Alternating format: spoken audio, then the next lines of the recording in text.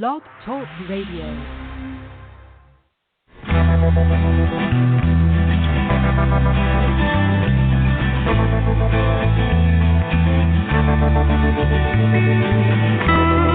Stroll through the pictures, what I've left behind. Here once again,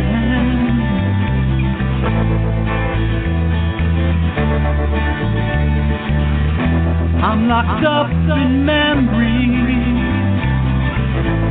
they all intertwine. The memories in my mind. I know tomorrow, 'cause that dawn will come. You will never know just what you have done.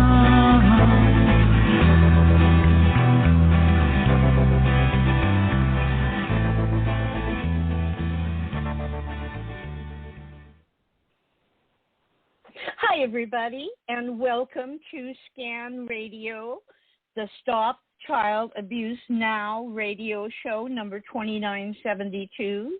The Scan Radio show is a service of NASSCA, NAASCA, and NASSCA stands for the National Association of Adult Survivors of Child Abuse.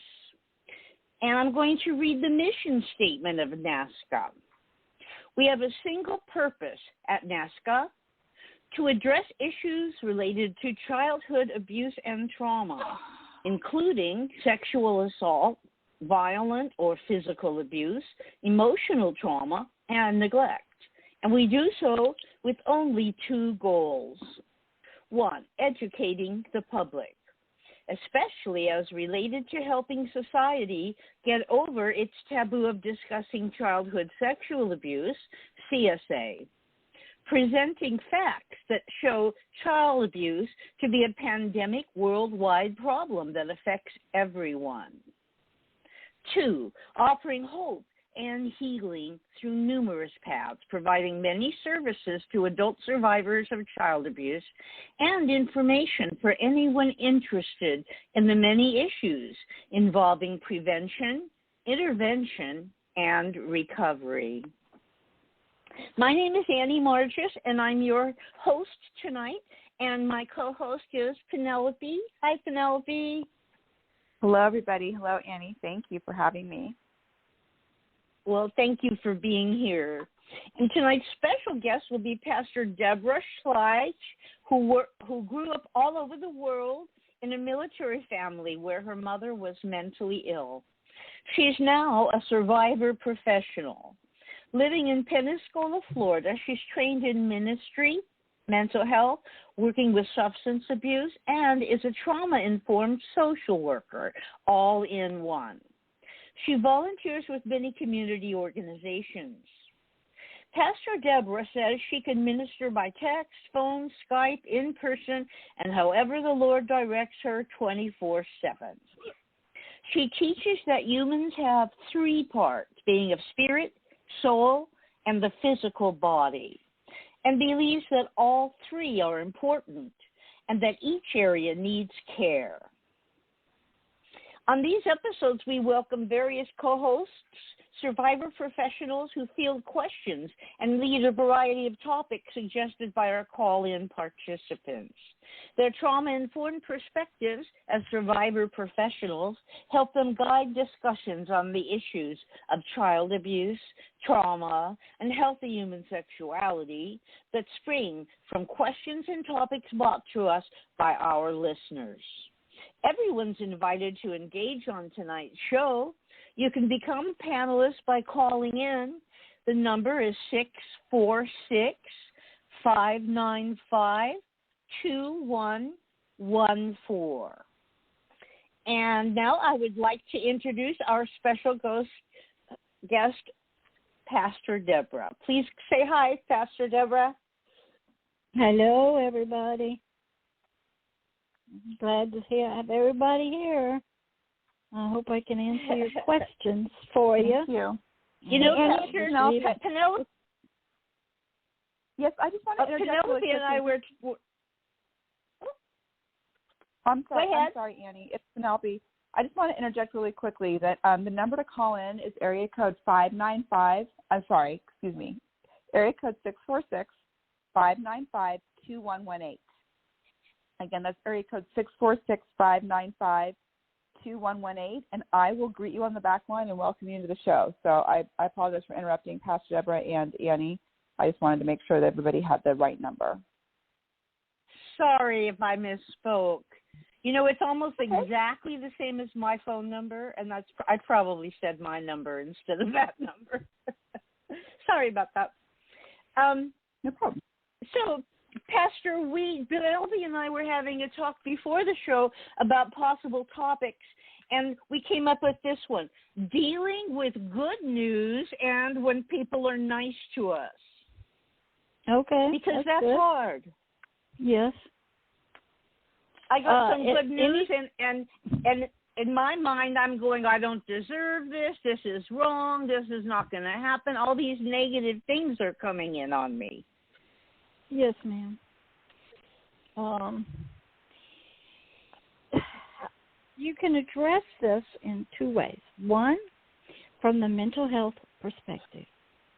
What they would tell you, Miss Annie, is you got stinking thinking. You've got some concepts and ideas, feelings about yourself, okay, that are leftovers from your childhood that got developed, formed, reinforced during the sexual trauma.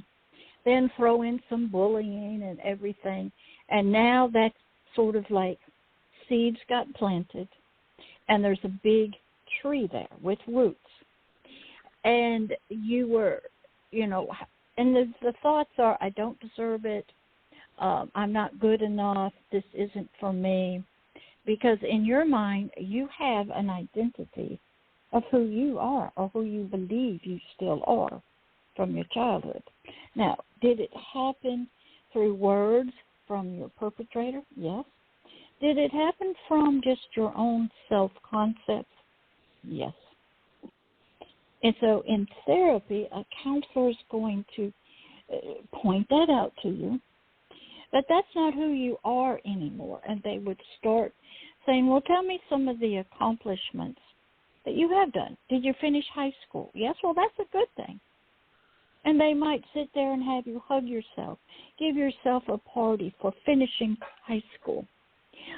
Did you get a job? Yes, that's a good thing.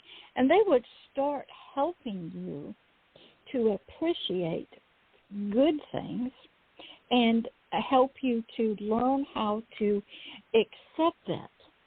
Okay, that would be the goal of the therapist. They might have you keep a journal. And they would say, well, why do you feel that? And you would probably go, I don't know. I just feel I don't deserve that good news. Whether it's about me or it's about somebody else or about good things in the world, because that's not the world that I grew up in. That's not the world I live in, because I live in a different type of world. So a therapist is going to get deep into your thoughts, your ideas, your concepts, and they're trying to know that they got formed during the trauma. When, believe it or not, if you ever watch something like the Manchurian Candidate movies, and they do the trauma, okay, whether it's through drugs, sex, beatings, or whatever, and then they make a statement to you. They implant ideas that are connected to the trauma. And as long as it's reinforced through bullying, you know, we'll say bullying or more trauma or whatever, and, you know, you can't talk about it, you get reinforced and you have these beliefs from early on, childhood, teenage years, okay? And the mental health counselors know this, so they would slowly work with you to learn how and to make some positive affirmations why it's okay for you to accept good things or news, or okay, and help you, you know, to celebrate those. That would be how they would slowly do it.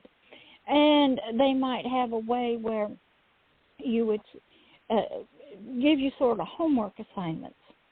And when some good news came and you would make a response, you do a journal writing, and you would have to make a comment, or you would have to say, no, that is good news, and I'm going to celebrate that.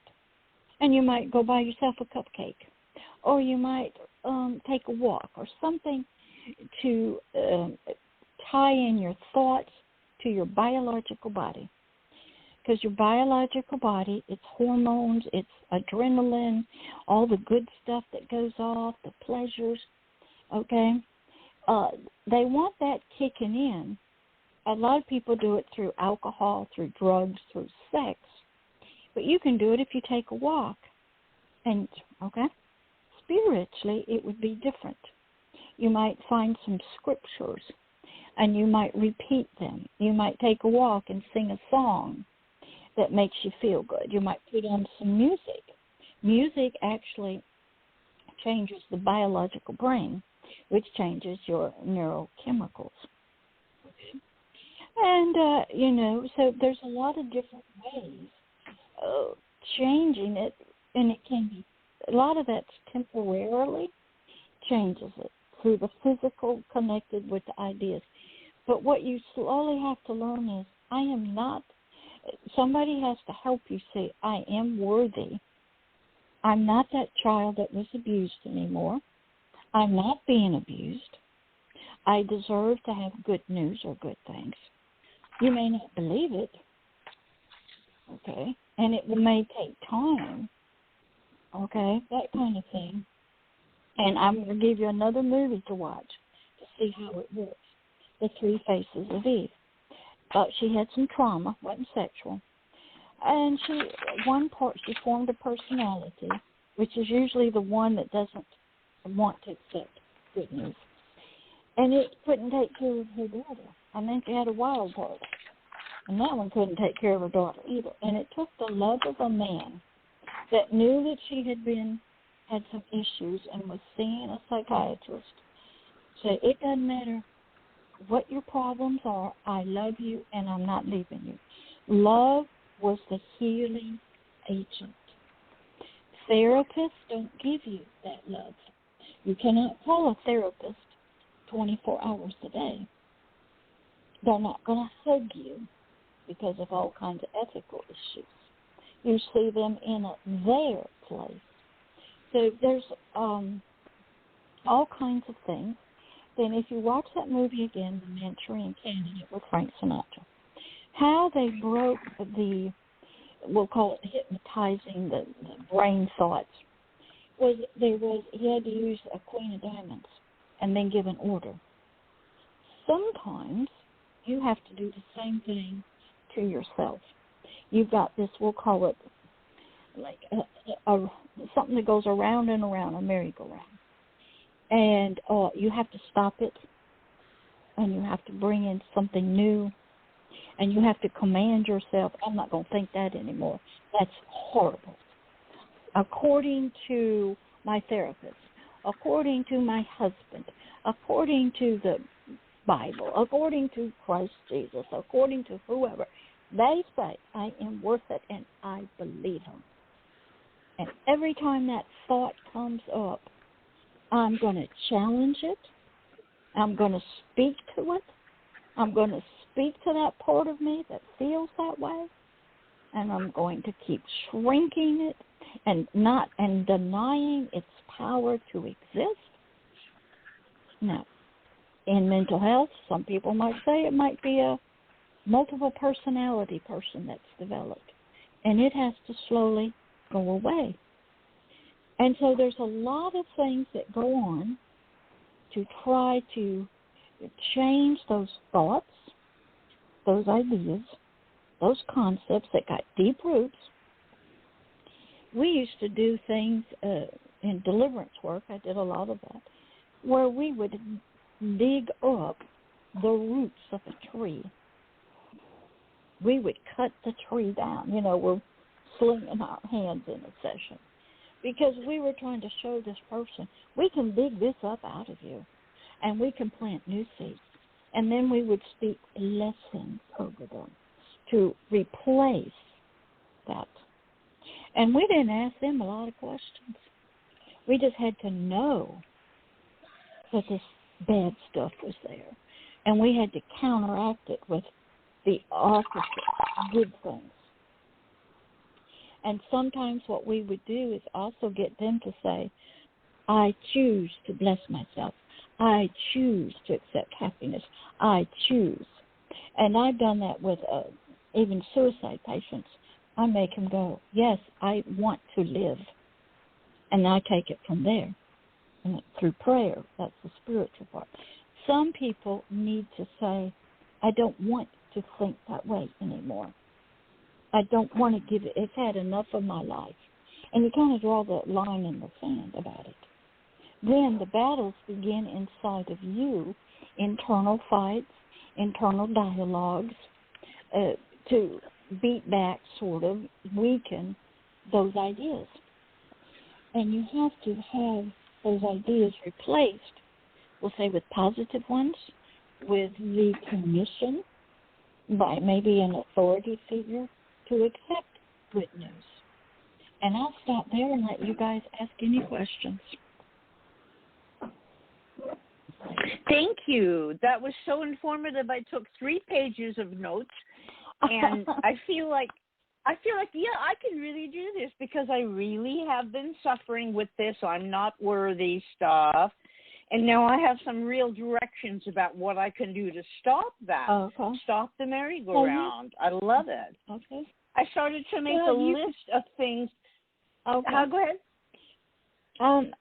And like I said, you can take the mental health approach, and there's probably many different ways. Basically, you're reprogramming your thoughts. You're weakening some that have been planted there from people or things through experience, okay? And they're deep, and they got deep roots.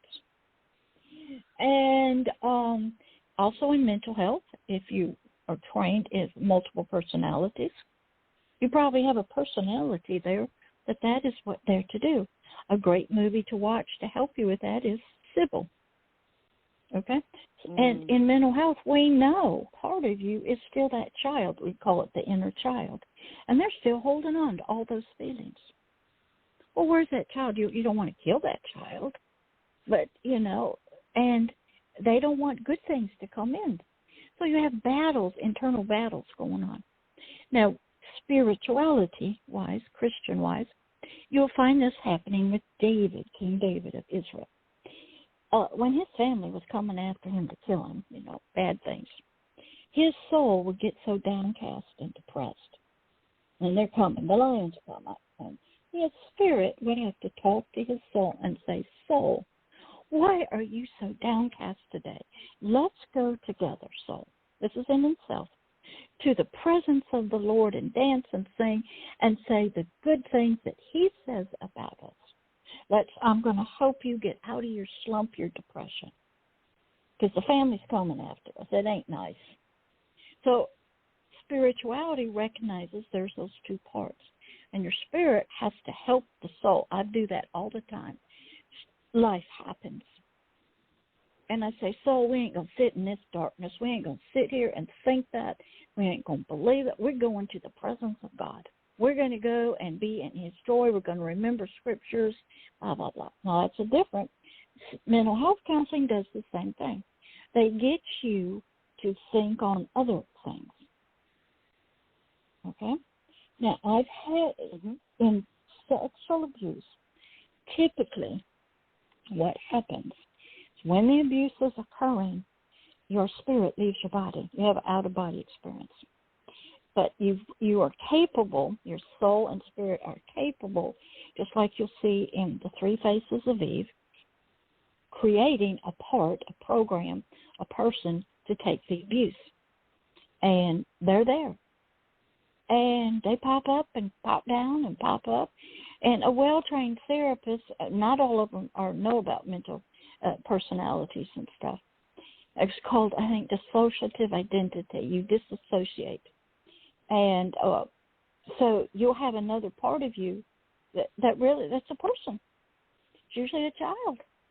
Believes what it believes, and when that good news comes, it does not believe it because it's not supposed to have it. And what happens is the fear from that child, or that it's so tremendous, any good news, okay, that it frightens them, and they have to beat it back, and they have to sort of come to the surface and sort of remind everybody, I'm in charge, and this is how we are, and this is what we're going to think. It's all internal work that you have to be willing to do it, and you have to be with people who are knowledgeable. Most of your average mental health counselors, they understand you got some, what they'd say, stinking thinking. Your thinking's not right. You deserve to have good news, okay? And they would help you through many different exercises, journaling, therapy sessions, maybe hypnosis or biofeedback or something. And they would try to help you to realign your thoughts and realign, evaluate. Yes, they might call it affirmative something, and you would speak words of affirmation to yourself. And you would speak, maybe you'd have a list of things that when those thoughts come, you pull it out and you say, I ain't going to listen to that. This is what we're going to listen to. And you say, I am worthy of good news. I enjoy good news.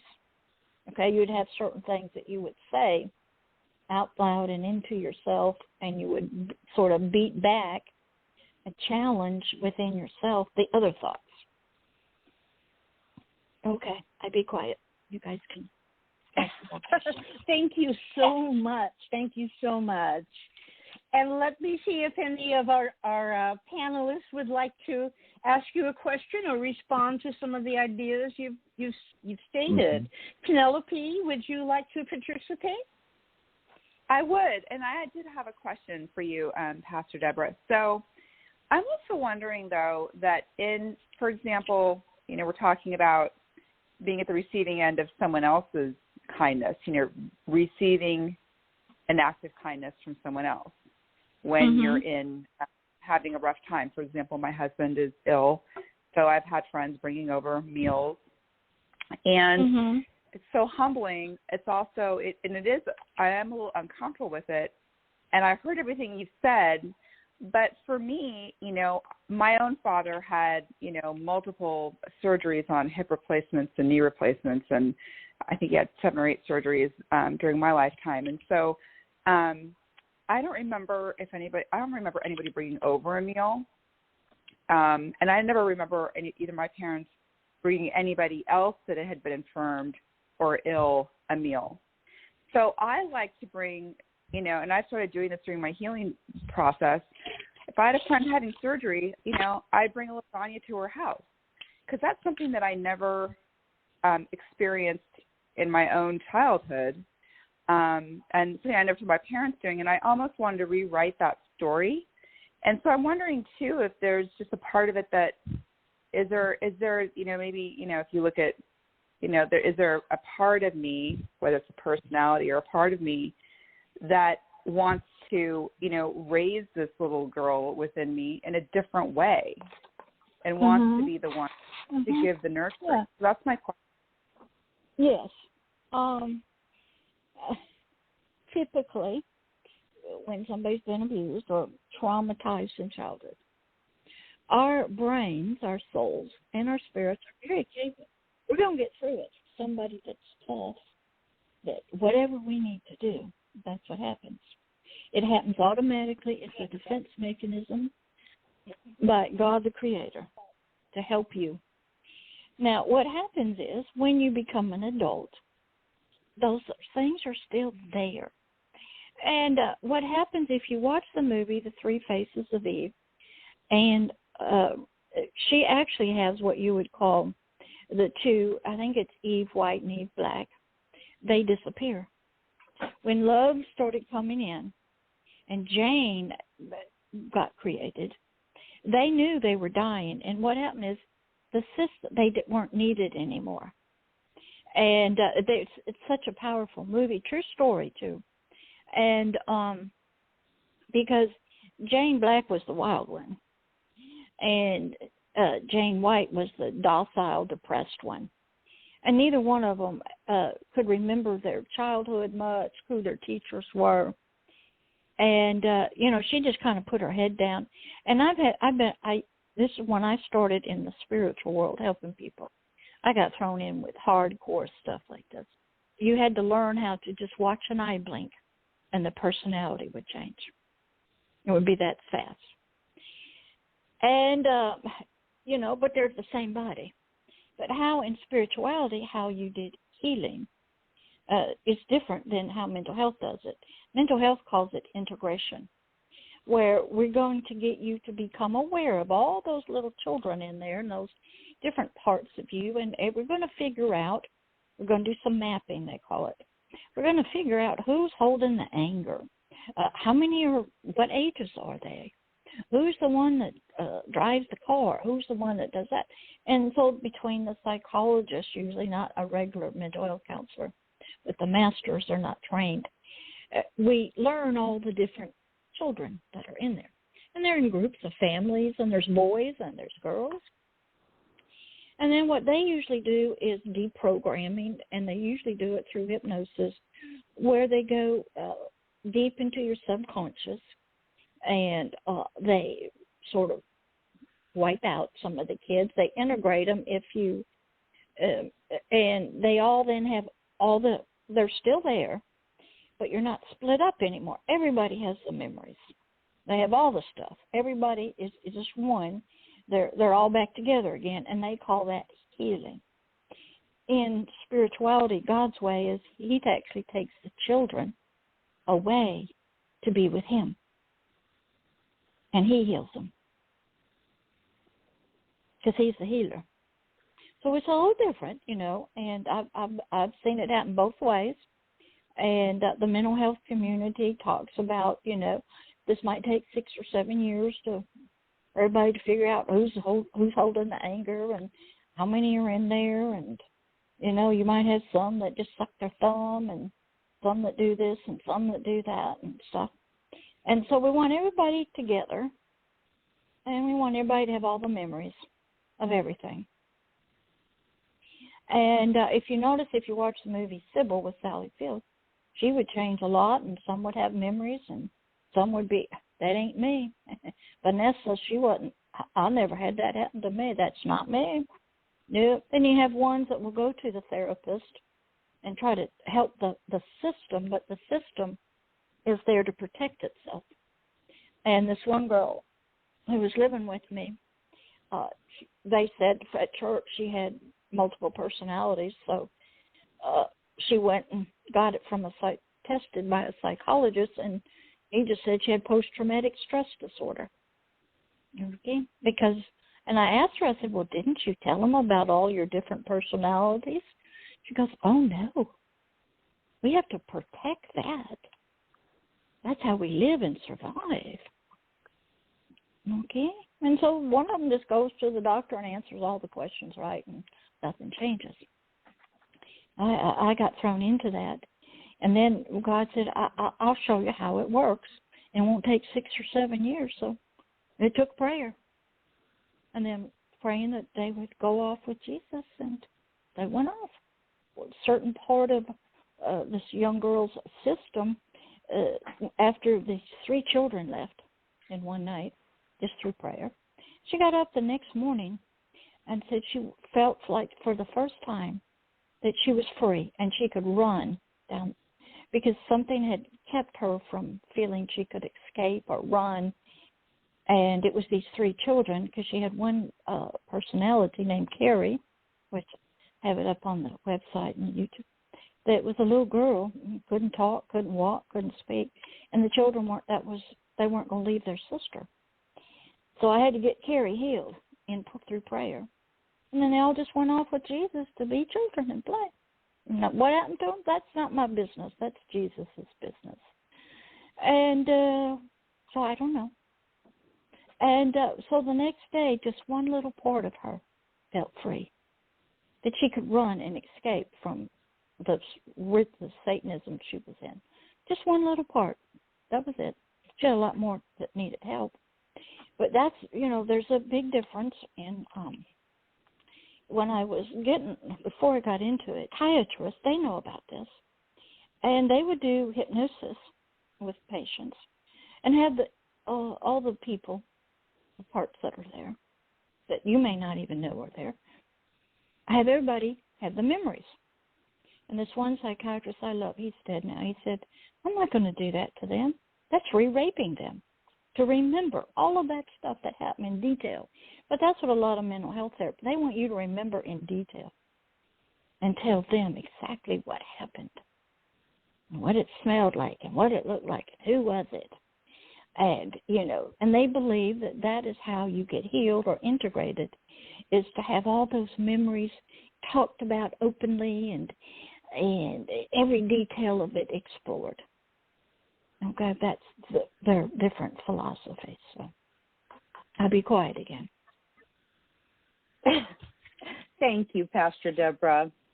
Let's invite John in. John, would you like to ask a question or make some comments? Yes, I just want to thank everybody that's on the panel tonight. I think y'all are doing such an excellent job. The show is absolutely beautiful.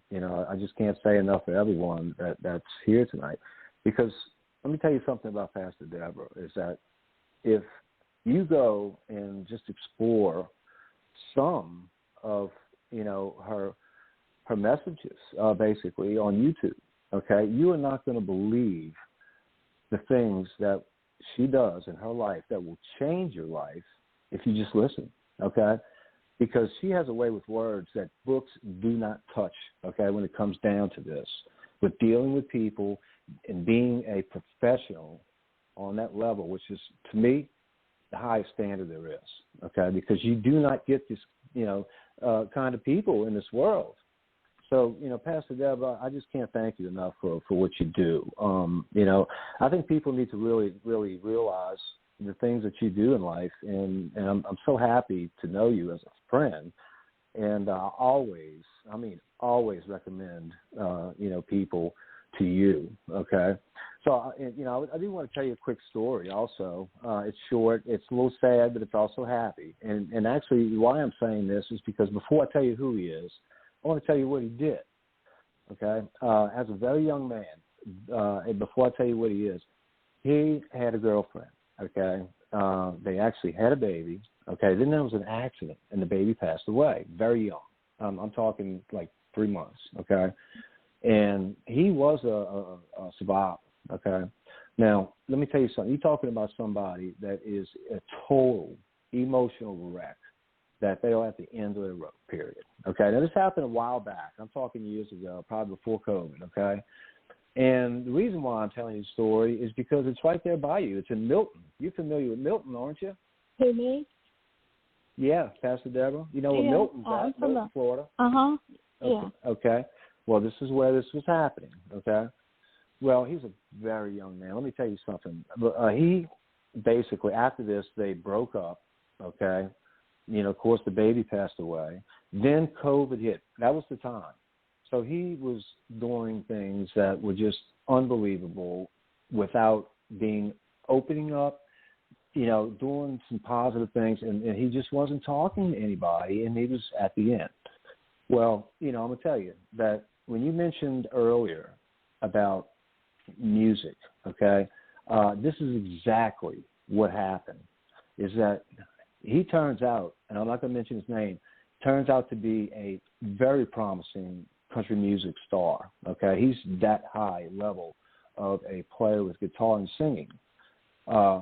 So when he reached out to me, okay, that was the common ground that basically we had together that allowed me, okay, to get him to open up. And that's what it took.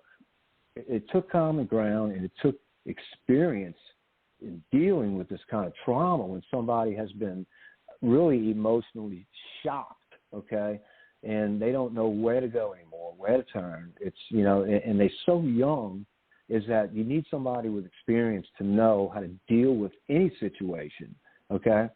Well, the moral of the story here is that, you know, when you find common ground with someone, and like music, a perfect example, what happened, things can change, okay?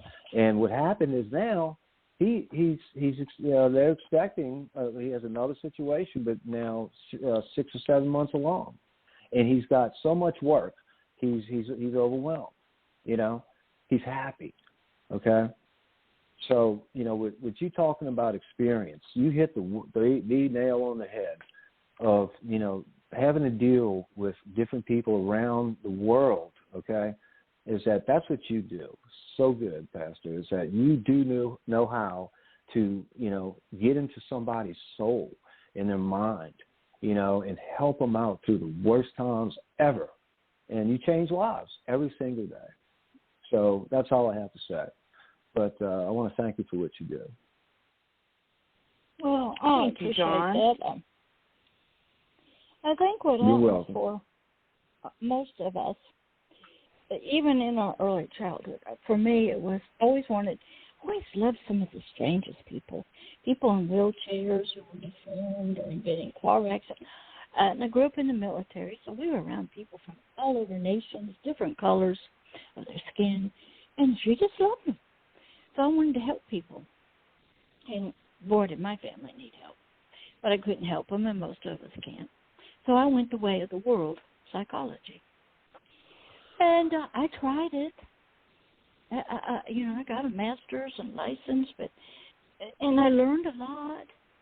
And I went into nursing homes and homeless shelters, and rehabilitation hospitals, and private practice, and I tried, but boy, I was getting my hands slapped if I even tried to pray with somebody for.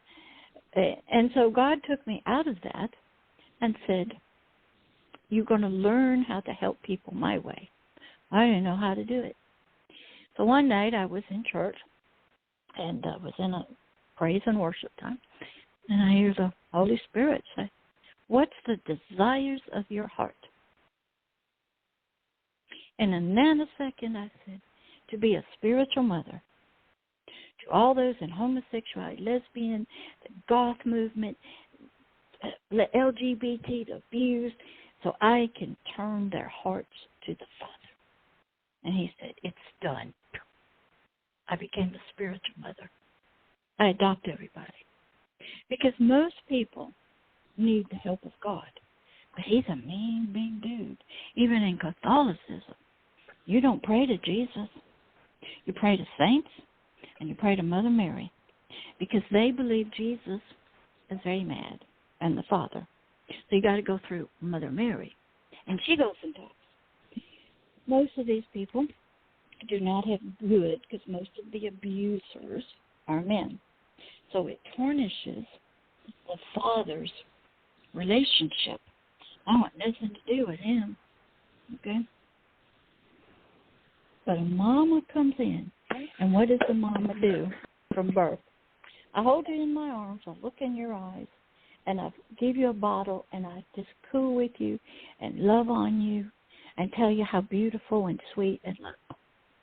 And that is the seeds of change, love. And what happens is, you as a helping person, okay? John is saying, you connect with music. That won't get to the spirit. It won't hold the soul in death. It'll make a connection. But what that person is, as you know, you got children inside of you. You got hurt, wounded. You have memories from the past. Those children need a loving mama. That's all. I've had adults sit in my lap, and I adopt everything. I adopt every single one of them. I say, even if they're 80 years old, do you want to be my spiritual child? God says in his word, they're all orphans to him. Okay? You're going into a family. But a lot of them ain't going because the male species has really tarnished that with children. and their mother wasn't there. And so so somehow I just knew that was what I was supposed to be. I got anointed and got blessed to be that. So I don't have any, I don't have to have any connections with anything. Don't matter. I can talk to the oldest, the worst. It doesn't matter. I'm your mama. Yeah, but I'm 80 years old. Doesn't matter. I'm your mama. And then there's a great book by P.D. Eastman. Read it. Excellent. I took it to a homeless group called Are You My Mother? It's about this little bird that fell out of his nest. And he ends up walking on the ground looking for his mama.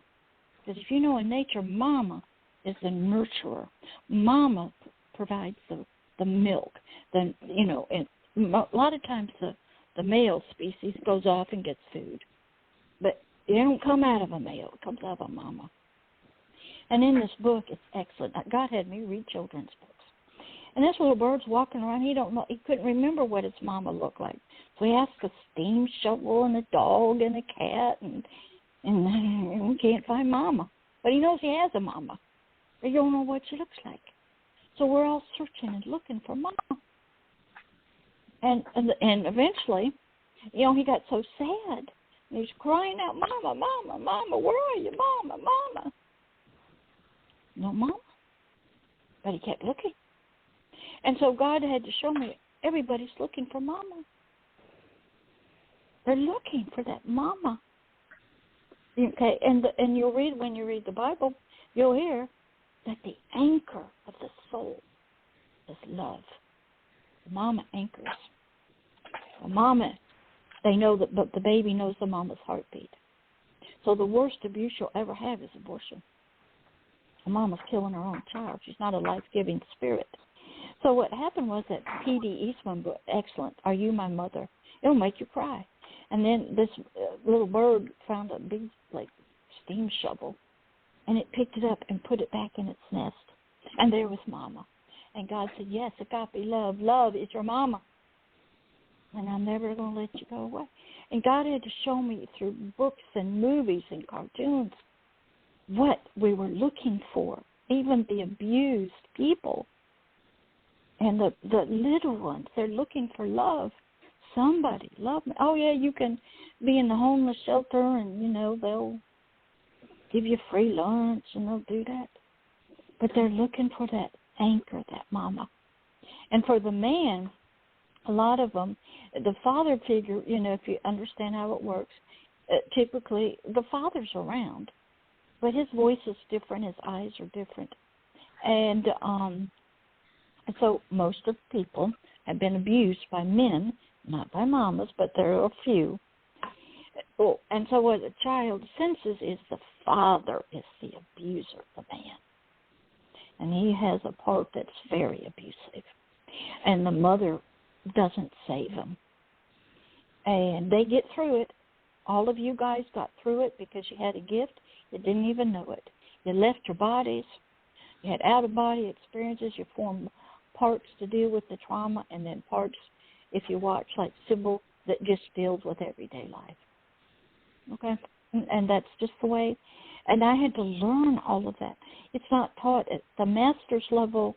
Doesn't get that. Not even all your PhD psychologists, train for that. And not all your psychiatrists do that. And so you have to really ask yourself, as an advocate for child abuse, are you called to do it? Do you really understand it? Do you understand parenting and child and why it's going on? Why doesn't it stop with all your work? What's happening? Why do people do this to little children? Do you have that understanding? Can you talk to, can you love the perpetrator that did it? That probably had it happen to him. Okay? How they can't even figure out what's causing crime. Okay? So I had to learn. And God used the mental health world to, I haven't lost that. And a lot of people, it does work. There's a lot of good stuff. Then some people use aromatherapy. Well, all that does, that's biological for the physical body, which has nerves. And you can get that through pleasure, bingo, get that cortisone going and dopamine. Hey, I'm feeling good. And then you become an addict of that. So, but the soul, if you study Freud, looking at my time here, if you study Freud, he was a Jewish person who didn't really believe in God. He was, you would call him probably an Orthodox Jew. He knew there was a conscious part of us, but there was something there called the unconscious. Then he knew there was one more called the non-conscious. And he was trying to figure out why these women were having so many issues. And he knew it was connected to sex and abandonment and stuff like that. But you have to go study these people to understand why people have thoughts. You got to read the books, watch the movies. Like, you go watch The Three Faces Meet with, and you go look the lady up who had it. She's got some things on YouTube, and they actually show her changing personalities. And you say she wasn't even sexually abused. It was just traumatized to kiss her dead grandmother. Then you go watch Sybil, and you watch a wonderful sort of Christian lady do what she did to her child, and everybody knew about it, and nobody did anything. And there's some true stories out there about it. And if you watch The Manchurian Candidate with Frank Sinatra, you'll see through trauma and torture and abuse, you can get mind-programmed slaves. Then if you understand, some of you may have been a part of CIA, ultra mind control programs, and you don't even know it. Because they did that with prisoners. They did LSD. There was a wonderful movie called Why Men Stare at Goats, trying to stare at goats to kill them. CIA was trying to develop different kinds of soldiers. Then you have to go study called psychic roamers. During the Vietnam War, they would have men go into a room, and they'd leave their bodies, and they'd go traveling spiritually over to Vietnam and come back. And CIA was doing a lot of stuff. There was a lot of science going on with drugs and LSD and child abuse, and you got to study Hitler, and you have to study, so you can understand what is child abuse. Okay, what's going on biologically? What's going on in the development of the child's brain? Well, what are emotions? What attachments have been dislodged? And what is the normal child development supposed to happen? Okay, and then you have to understand hopelessness and suicide and all of that. Then you can really get a picture of it. But you'll find out most of the community, we got a suicide prevention thing down here, and they want research with numbers and stuff like that, and they're doing, good work. I just don't fit with them, but, so what was that other part, Annie, that you had I think a two-part question, something about the thought that you wanted to ask. Yes, I do. Let me turn back to that page. The first part was the good news. Dealing with good news. Yeah, what if you get good news? And the second, what do you do when people are nice to you? Okay. How do you react to that? Well, you're going to react probably based on your conditioning. Okay? And if you study Freud, you'll understand psychological conditioning, and you have to understand where those concepts. Why do you feel that way? Okay, and you study the trauma of abuse, and people have studied it, and like a lot of times, when they have, our body is able to make connections. Let's say the perpetrator wore a cologne or a perfume. That gets connected in your brain, in the memory. You smell that perfume and stuff, the memory comes back because they're interconnected biologically. I just watched some lady on YouTube. She was just talking about how the memories get trapped in your body through the vagus nerve, which goes from the brain all the way down most of the body, and it stays in there. And you have to understand nervous systems and neurons and biochemical stuff and how all of that interconnects. And then you have to study, well, I just had a thought. But why do I feel so bad? You have to understand the power of thoughts to actually change your brain chemistry. Okay? And the power of concepts and ideas.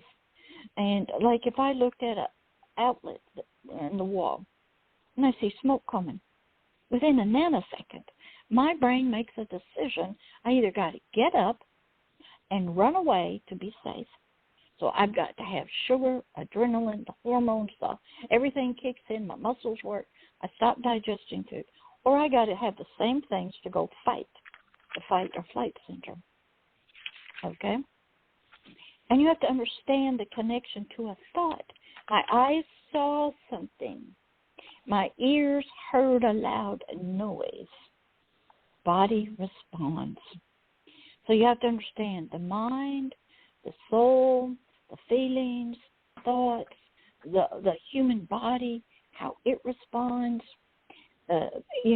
times, and how the environment, we'll say like a lot of times the holidays are hard for abused children and stuff, and even the thought of family and, that kind of thing. And then you got to understand trauma bonding. You actually become bonded to. In spirituality, we call it soul ties. Your soul is bonded to your perpetrator until you cut the ties. You have a connection. And there's a spiritual one as well called trauma bonding. And to that person, like they just walk in a room and you freak out. And or somebody that looks like them or smells like them, or maybe the hat they wore, you're trauma bonded. And you have to break those off of you. And we used to use our little fingers like scissors and break them off. So how do you, so there's a lot in getting healed that must occur. And love is always going to be a part of it, and that kind of thing. And love is the power source and the law and stuff of Christianity. And but if you leave that out, you can have a great therapist that really generally cares about you. But they're never going to have be there for you, 24/7, because they got lives. A lot of them have been abused, but they ain't going to tell you. And they're under ethics, and, they have to maintain their distance and be cool, like a doctor, not get emotionally involved. And sometimes, if you go to the church, a lot of pastors, they've been abused, and they do abusing also. And we know that from the Catholic Church and all kinds of stuff. I think recently the Southern Baptists, but they're getting it, And then, so what's going on? Well, you have to study the lust of the flesh, the lust of the eyes. Why is sex so powerful? What does it have to do with, what do they look at when they see a little child? Do they see the child? Why would they do that? Because their need is greater. You've heard of some people, they don't care if it's a sheep, a goat, cow, they don't care. But lust of that flesh is just so powerful. It's like an addict. And, of course, there's spiritual things going on with it. So to be somebody that's going to help somebody heal is one thing. I don't try to do a lot of advocacy because most of my time has to be spent bringing healing. Because to be an advocate, you got to be very knowledgeable, good public speaker. Nowadays, you got to have social media. You got to have live events. You got to be talking and be educated. And because you think a master's degree, PhD is going to listen to you, who's going to do all the therapy, or a lawyer's going to listen to you. I just told, I think our state attorney, somebody does something in the faith community in the state of Florida. And they said they were just thankful for all the churches and the faith community for helping out with juvenile justice. I said, honey, they all need to be guardian ad litems. They need to understand child abuse. They need to go through a lot of training and blah, blah, blah, because most of your pastors don't have it. And a lot of your therapists, they don't have it. So it's a a lot of knowledge you have to help people. But I don't try to advocate, the healing part is where I would say and most of the work needs to be done. I don't think you're ever going to stop child abuse. Not going to stop human trafficking. It ain't going to stop. It got some religions that believe in marrying girls as soon as they hit puberty, and you just ain't going to stop that. But you can bring healing, and you can be on the front lines of suicide, and you can be on the front lines of helping people recover, when they come through it and stuff. And so, but it takes a lot of work. Okay, I'll be quiet again. Thank you, Pastor Deborah. You just have so much wisdom. It's wonderful to have you on this show. I know that the audience is taking notes just like me. And speaking of the audience, if you'd like to call in and be part of our panel, the call-in number is 646-595-2118. Give us a call and ask questions and make comments. And now I'll turn to Penelope to see if she wants to share again. Penelope? Thank you, Annie and Deborah. I echo both John's and Annie's sentiments about you and just your plethora of knowledge, body, mind, and spirit. It's just, I learn so much every time we have you on the show. And I find myself thankful that we archive these shows because they're so information dense that I like to listen to them over and over. I always pick up something else that I missed, even as I'm listening. So I just wanted to make that comment. But the second thing I wanted to ask you is, we were talking about dissociative identity disorder, and a lot of us talk about in our experiences, some level of dissociation. And to my understanding, there's a spectrum. But would you just, if you have dissociated in any way, how do you determine, and I know this is usually done by a, qualified mental health professional, I've heard some people say it took them so long to actually get diagnosed with true, DID. How do you know if you've been misdiagnosed? How do you know if you should even pursue looking into if you, have multiple personality disorder or multiple identity disorder? All right. We all have multiple personality disorder to an extent. We're first, some of us are mothers. That takes a personality. We're wives. That's another personality, different relationship. You're working in the community, another relation. It's all relational, okay? So we're all able to sort of be different people in different settings, okay? So we're able to disassociate. When I'm at work, I'm not going to be a mama, okay, to my coworkers. I'm going to be a coworker, okay? So our brain is capable of sort of, the Bible says in Proverbs, as you think in your mind, your heart, so you are. All right? Now, in diagnosing, it used to be multiple personalities, but they changed it. It's on the scale of post-traumatic stress syndrome. You start at 0 and you go to 10. And all along there's different things that whether they're going to diagnose you with post-traumatic stress. And and usually it's a PhD psychologist, not a master's level person. They're not trained in it. We'll say on the scale of 10 on that is where your DID is. There's certain things. Typically, the DSM says you have to have distinct personalities, 3 or 4, I haven't looked at it in years, for over 6 months, and they don't know each other or something like that. And there's tests they give. They give you a depression test. There's the Minnesota multiphasic personality disorder. And they ask a lot of questions, and they're looking for certain answers for questions. And then they computerize it, and then there's the Beck Depression Scale, and there's anxiety. So it's probably a thorough testing, okay? And so like this girl that was living with me, a primary care physician in the church had said, you have multiple, because she was getting some ministry and some personalities showed up. So she went to her primary care doctor and said, oh, yeah, ask her a few questions. And but then something happened, and the church found out, and they go, she has not been, no, they brought in a psychologist, and that was his specialty, dissociative identity and stuff. And he tested her, yep, you got him. Okay.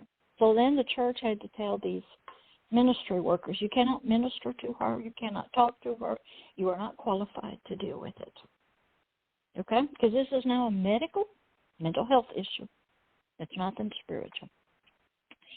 And so what happens is, and there's a protocol in usually a PhD, they don't usually do the work, but they can. They usually do a lot of mapping and have you journaling. They're trying to figure out how many are there and how many ages and who's holding the anger and who went through this, and they're trying to get an idea of all what's there. Problem is, you got some kids that don't talk. Some that just stick their thumbs. So this lady was living with me. She had one that drove to work, one that worked, one that came home and hugged her cow and sucked her thumb. She had another one that pop up and she'd go out and want to do drugs and sex, and had another one that played the piano. She had another one that was a lesbian, and another one that it's multitude. Okay?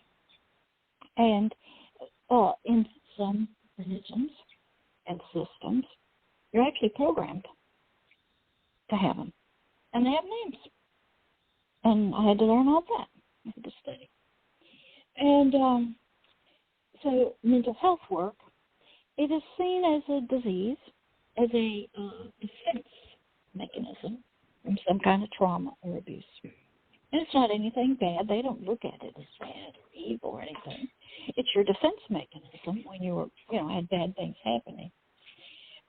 We'll look at the military soldiers. When they go to war, they disassociate. They're no longer civilians. They go kill people. And then they have to compartmentalize. Have you heard that? Okay. And they put that in a different compartment and shut the door. And you will hear that a lot about politicians. I think Bill Clinton even said it. He was under a lot of stress whenever he was president. And he needed relief, and he had some issues, and he got impeached for them. And he said, I had to compartmentalize. I got a family over here, but that's not a part. So they call it compartmentalizing. You put that in that compartment and close the door. And that's all done in your soul. So there's different words. So what happens in the mental health world, they go, okay, well, you don't need all those children anymore. You don't need those dissociative parts, okay, because you're not being abused anymore. So let's integrate them. And you go, well, I don't have any memory of really what happened, when I was 3, 4, 5, 6. Well, if we integrate, usually it's done through hypnosis, reprogramming, and they hypnotize you. And they call up that part, and they learn that name and say, well, we want you to join, and kind of become one again with the other part.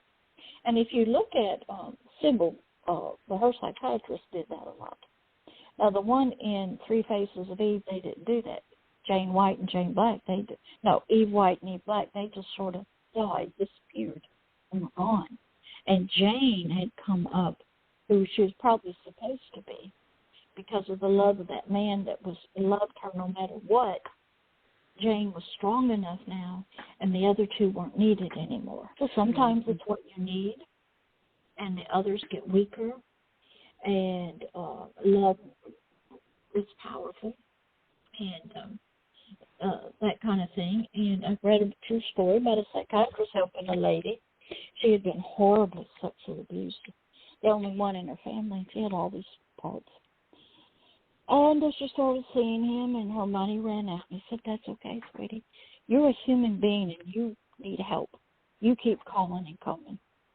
Because I love you as a human being, one to another. And her part started, she'd go home, knowing that he loved her, wasn't going to charge her any money. She didn't have any more money. And her story, I used to have to read some of the horrible stuff, you understand? I had to read true stories in great detail. And I had to see into that world. And her twins, her parts, they started dying while she's asleep, and she knew she didn't know what it was. But then she go back to the office. Didn't happen in the office. Happened at home. And I asked God, I said, what is going on? You're healing her. I said, yes. Why? They didn't pray. They didn't do any scriptures. They didn't cast out any demons. He says, no. But there was an atmosphere of agape love, my kind of love, between that psychiatrist and that woman. And I work in that atmosphere. And she wanted to be healed. He wanted her to, and he loved her, and he was going to keep seeing her. That I work. And I work behind the scenes. And I learned a lot. The power of love is powerful. But you don't get that in mental health counseling. You know, it's a business. You're just a client. And as long as you got insurance for money, you know, and you only got 50 minutes. And then if you need them, you know, they're not there. You know, if you need something, go to the emergency room. And, you know, so it's different, but the mental health world can help, you know, to a certain level. And so did that help answer your question? I got off somehow. No, it did. Thank you. Thank you very much. Yes, it did. Okay. And so if you don't know, okay, just ask yourself, you're an individual, and you have a lot of roles in life to play.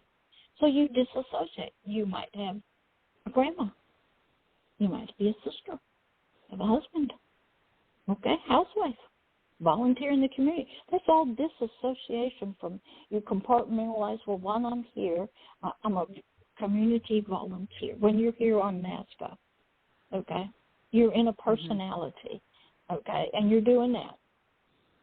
Okay, that's disassociation. That's you are doing what needs to be done. Okay, so we're all capable of it. Being many, I like to always have the saying: we are all many, but we're one. But we're one, spirit, soul, and body. Who's many? God, what is this stuff about all this multiple personalities? What is going on? How they get it? He says, hey, I am a multiple person. If I need to be a father, I'm a father. If I need to be a mother, I'm a mother. If I need to be the judge of the universe, I'm the judge of the universe. If I need to be a righteous king, I'm a king. I have many personalities. I am one, but I'm many. And because I am that, I gave that gift to humanity. I don't know they got it, you know, but even in our sort of not knowing him state, our brains and our spirits are capable of doing it. And if you watch a lot of things, you'll even see that the other side, they take on different forms. That's all we're doing. We're becoming different forms of ourselves. And some of us, we create boys, girls. Some of us are animals. Some of us, you know, we have dreams that we're birds or dinosaurs. We are capable, our imagination, so you have to really study your imagination.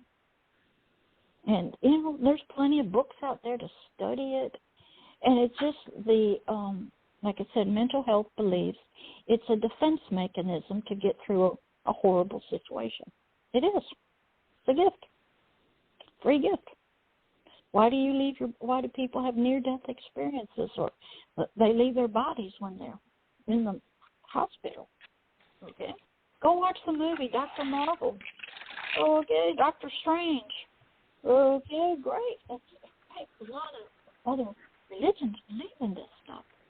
Okay, and the other worlds, and you know, and so I've had to read and study, and then go back and read about mental health, and go back and read about our ancient ancestors and the Egyptians and the Greeks, and how spirituality was a big part of our lives. And what happened was science came in, and the age of reasoning came in, and spirituality sort of went out the way, because that's superstition now.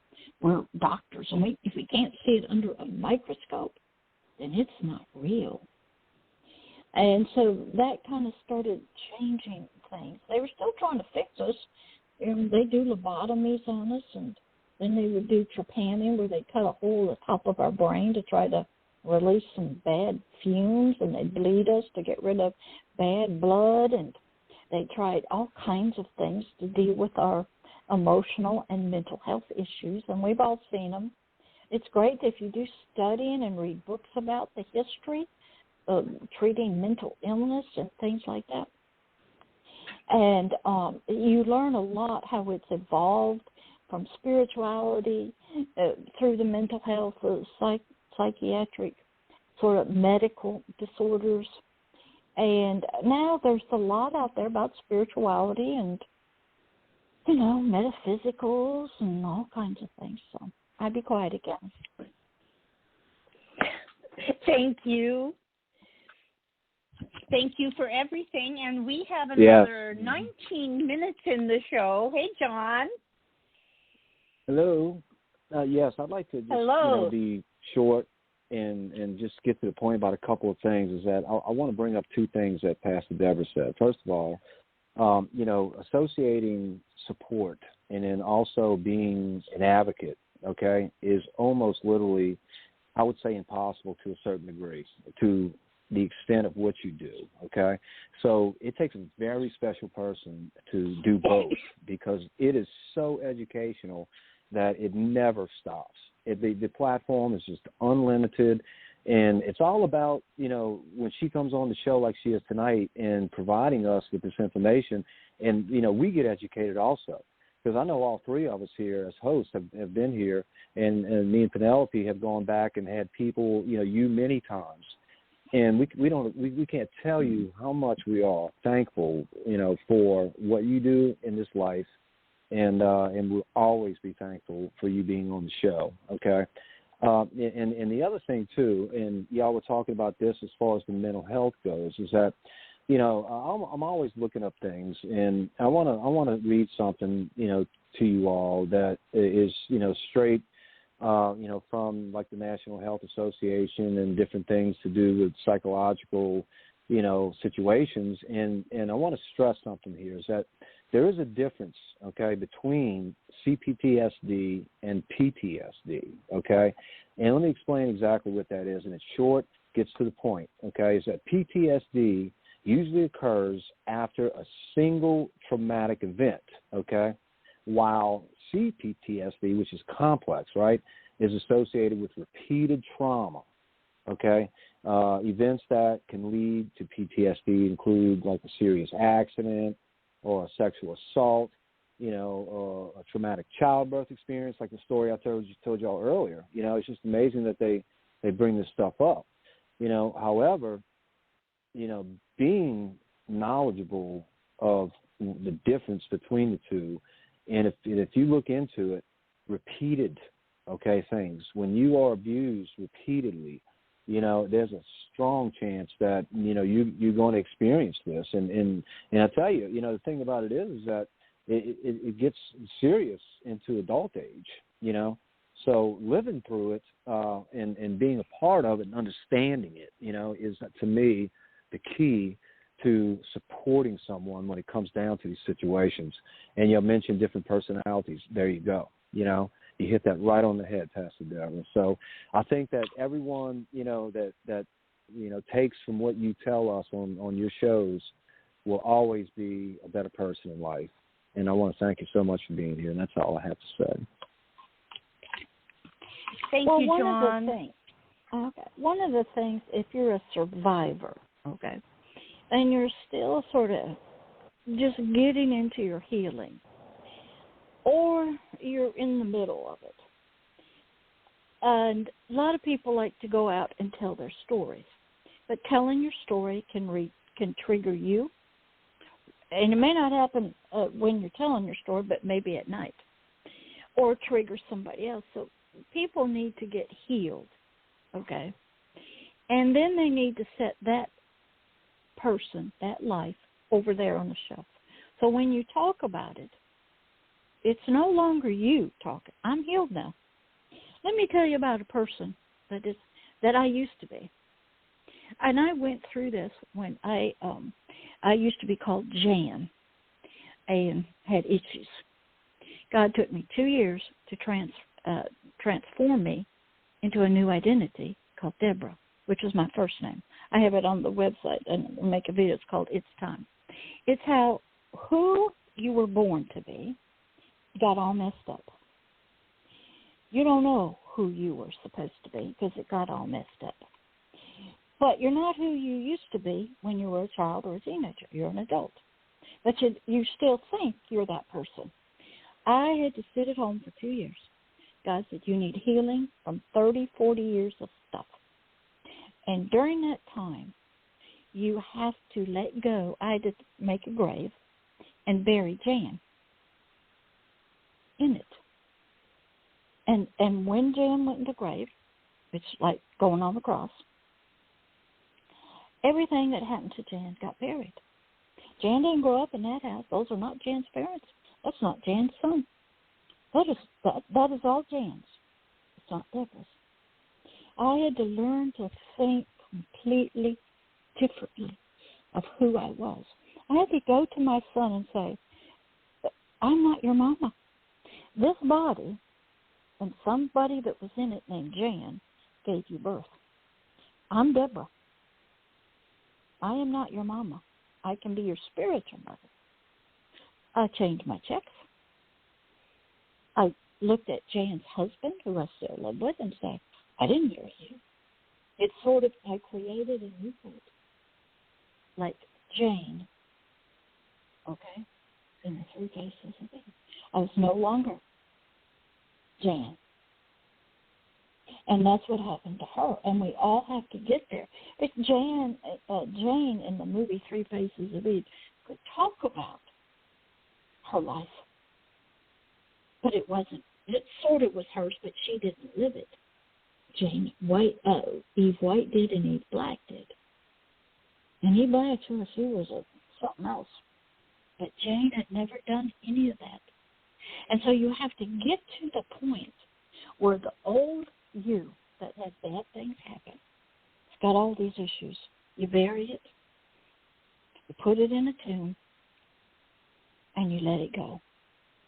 I had to learn how to talk differently.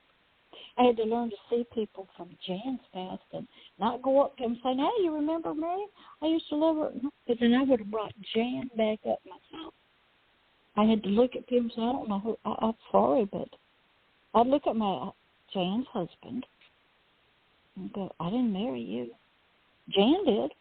But I, Deborah, this new creature in Christ that died, the old me died on a cross. The new me is not married to you. Now, I didn't tell him that, but I have to think that. And I get tested on it. Because the enemy would love for me to bring Jan back alive. With all the emotions, all the hurts, all the wounds. And he'd run havoc. And so there was a lot of inner work. And I'm just telling about me. I didn't live with that stuff. God says, you died on the cross with me. You're a new creature in Christ. None of that ever happened to you. None of it. You're born again. You're brand new. You never were abused. None of that happened. It happened to the old you. And you have to eventually get so distant from it that you can talk about it, but you don't relive it. You're talking about that old you. Now, that's spirituality, sort of. In mental health, they kind of work in the same thing, but they're trying to integrate it all, okay, into one personality, one person that's aware of everything, but there's no forgiveness, okay, I can, all right, and it was work for me. So I've been through it, and I know what it takes to say goodbye to the old life, the old name. I changed names, changed checks, changed everything. I have to look at things differently from the past. Say, I didn't even grow up in that house. Jan did, but Deborah didn't. And because God was trying to show me how it worked in the Word and how I needed to line up with it and not continue to live hurt, wounded, but it took me 2 years to do the transition. 2 years, hard work. And I was dedicated to it, and it happened, and that kind of thing. So, you know, I'm a toughie. I just, you know, I understand the process, and I know, you know, what it takes to get there. And I know love is a part of it. And, yeah, you can be an advocate, but you better be well-heeled if you're going to, because it isn't changing any of the things out there, what, you know. You ain't going to change a human trafficker's making money off it, or an Islamic guy's going to marry a 10-year-old, or how about those guys out in Texas that were with I don't know, the Mormons, and they're marrying, have spiritual wives, and they're, you know, you ain't going to touch them. Because you got to have some power and be able to understand what's going on and understand the lust of the flesh, how things are moved through generations. Why would this happen? Why would the men do this? I work with people when they would look at their children, they didn't see humans. They saw just things to be used and abused and thrown away. They were not human. Okay? And it wasn't pretty. So there's an evil spiritual component to it. There's therapy will help, you know, understanding, reading, studying. So I'll be quiet again here so you guys can talk. It's only got a few minutes left, so hope that helps a little. Thanks, Pastor Deborah. We have 8 minutes left, and I would like to ask John if he has any more comments or questions for us. No, not really. I just, you know, want to stress, though, that, you know, Pastor Deborah has so much information available, you know, on so many levels, especially on Facebook, you know, and I would encourage anyone and everyone. And I hope that Pastor Deborah can tell us a little bit more about that, you know, how to get in touch with you, how to find all of this stuff, you know. So can you do that for us, please? I don't have a Facebook. I don't do Facebook because of I'm on YouTube. YouTube, yeah, that's what I meant. I'm sorry if I said Facebook. It's called The Hidden Kingdoms, and like videos, there's a lot of different ones, and I go very slow. I actually got series on mental health and the forever person, and how, because I can talk from both levels, and I can talk how it's integrated, and, you know, because I was one, and I understand the system out there, you know. So how do they find you on YouTube? You just type in The Hidden Kingdoms channel, that's it, or The Hidden Kingdoms Pastor. And I have a website. It's www.agapeloveishere, and all the videos are on it. There are also audio podcasts out to free audio places, like through Apple and stuff, and apps, because I do everything for free. Because what I've learned is long after I'm gone, I'm 70. You know, I've got to about 120 to do. Then I may go longer. I'm not sure yet. But once I'm gone, the videos will stay with YouTube. They can go to Mars. They can go in the spaceship to the colonies. And you have to, and, you know, you can teach and you can go slow, and you can, you'll still be, you know, giving your counsel. And I've tried all sorts of formats. I've been in the community. Well, thank you so much. You know, thank you, for letting us know. I know that we're probably getting close to out of time. We might even be over. Yeah, I think we got about 6 minutes left. Okay. We could do so much on these shows, but thank you so much, Pastor, okay? Okay. Thanks, John. Let me turn to Penelope. Do you have any last comments or questions? We have 5 minutes left. Thanks, Annie. Yeah, Pastor Deborah, I just wanted to say, you know, thank you for everything that you shared about your own experience. And I can relate to a lot of what you said, because I spent, about 5 years in very intensive recovery. Reminded me a lot of what you had explained in your, 2-year process. And I went from Penny, which was my childhood, my name that my mother nicknamed me. And after my recovery, I wanted to be called Penelope, and I will only respond to Penelope. So the same thing, I dropped the penny. I felt like she, I buried her, and I grew up into who I was supposed to be. And that also might explain where I cannot step foot into my childhood home, where my mother still lives. And I think listen what you just said. I'm no longer Penny, I'm Penelope, right? Then you immediately went and said, I can no longer step into my childhood home. You just became the old you, right there in that one sentence. You, Penelope, didn't live in that home. You don't. That's not your childhood home. Okay? You see how fast you return back to the old you in that one statement. Okay? You'd have to go, I didn't grow up in that home. I have no idea. I never lived there. Penny, whatever your name was, did. Penny lived there. Yeah. Penny lived there. See, but as soon as you said, I can never step, you're saying I was Penny. And that's what I had to learn. I didn't have any help. I had to help me, God, to do this, because I had to watch my language, even my thoughts to myself. So, see, you just returned Penelope. She just got up Penny just got up out of the grave, and you took on that identity, and everything that happened and everything is now running around. So you have to get back in that grave, Penny. You ain't a part of this. Penelope never. That's self-talk, to yourself. But that's how fast it happens. Thank you for bringing that out.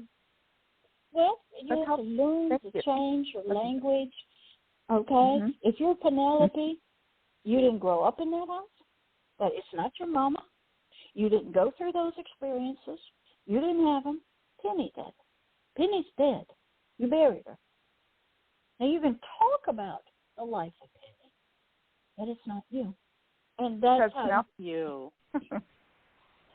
It's hard, I tell you, because it's because survivors keep wanting to talk about their story, their childhood, who they were, what happened, keep making that. And as long as you do, you never get completely healed and free.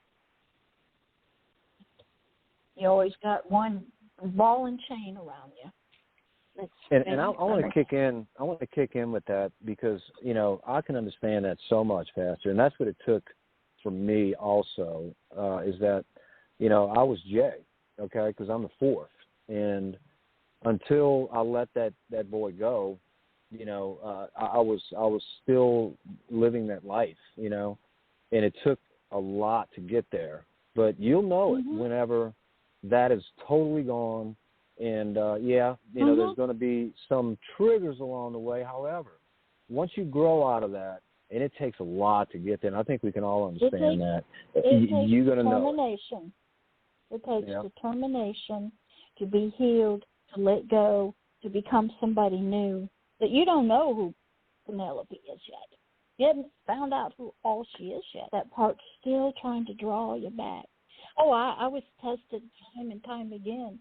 Why don't you go back to the home you grew up in? I go up in there. Jan did, but they ain't going over there. I'd see people that I used to know, and I wouldn't even talk to them. And they go, don't I know you? No, my name is Deborah.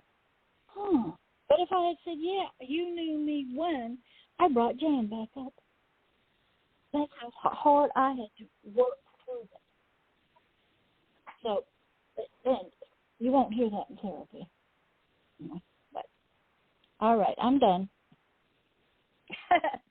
And thank you again. We have only 20 seconds left.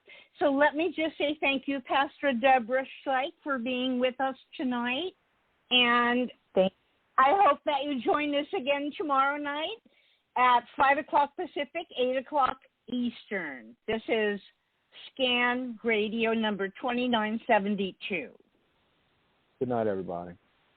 Good night.